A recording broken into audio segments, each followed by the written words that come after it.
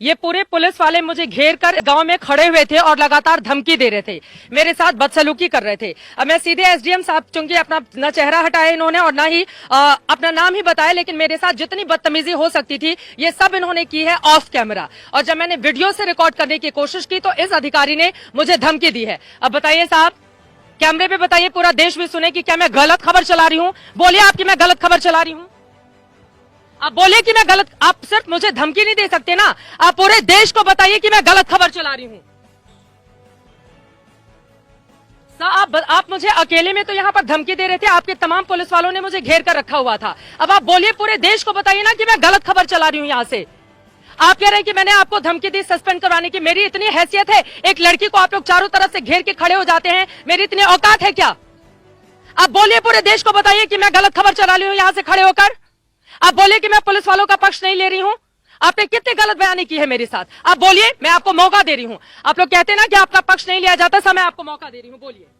आप बोलिए। मोहसिन रजा सुन रहे हैं, योगी सरकार में मंत्री है और मुख्यमंत्री भी सुन रहे होंगे, देश के प्रधानमंत्री तक भी आपकी आवाज पहुंचेगी। बताइए मैं गलत खबर चला रही हूं? और जरा सत्य, आप आसपास तस्वीरें दिखाते रहिए।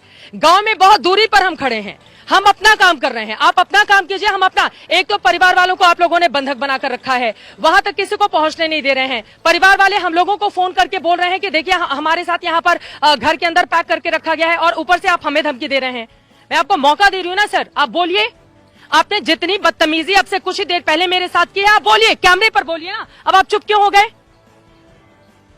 अब आप चुप क्यों हो गए? आप बताइए, आप बोलिए, आप बोलिए क्या कहना चाहते हैं? मैं गलत खबर चला रही हूं? मैं बोल रही हूं कि नहीं यहां पर मैंने कौन सी गलत खबर चलाई? आप बोलिए, आप बोलिए, मैंने कौन सी गलत खबर चलाई? आपके पास ताकत है पुलिस की तो आप मुझे धमकी देंगे? आपके पास ताकत है पुलिस की तो आप घेर के खड़े हो जाएंगे मुझे गांव में और आप मुझे मेरा काम सिखाएंगे? अपना काम तो आप लोग ढंग से करते नहीं, आप मुझे मेरा काम सिखाएंगे?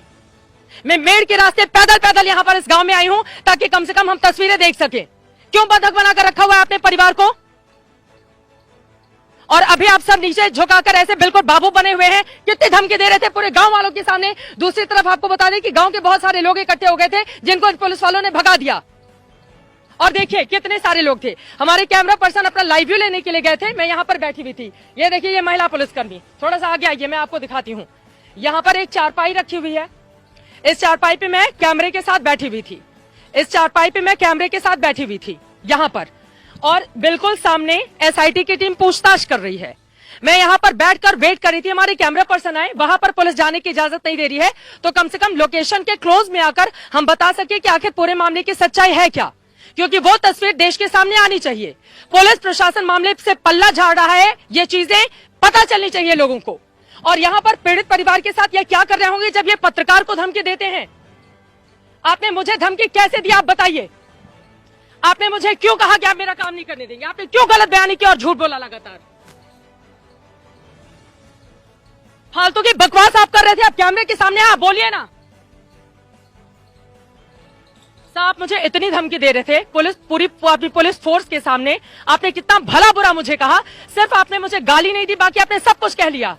और बताइए, अगर मैं झूठ बोल रही हूँ, कैमरा सुन रहा है ना, आप बोलेंगे आपका पक्ष जाएगा। मोहसिन रजा बैठे हुए हैं, सरकार बैठी हुई है, आपका पक्ष जाएगा। आप बोलिए, आपने क्यों मेरे साथ बदसलूकी की? आप बताइए, क्या मैं झूठ बोल रही हूँ? आप बोलिए मैं झूठ बोल रही हूँ, मैं आपके सामने खड़ी हूँ ना, आप बोलिए मैं झूठ बोल रही हूँ।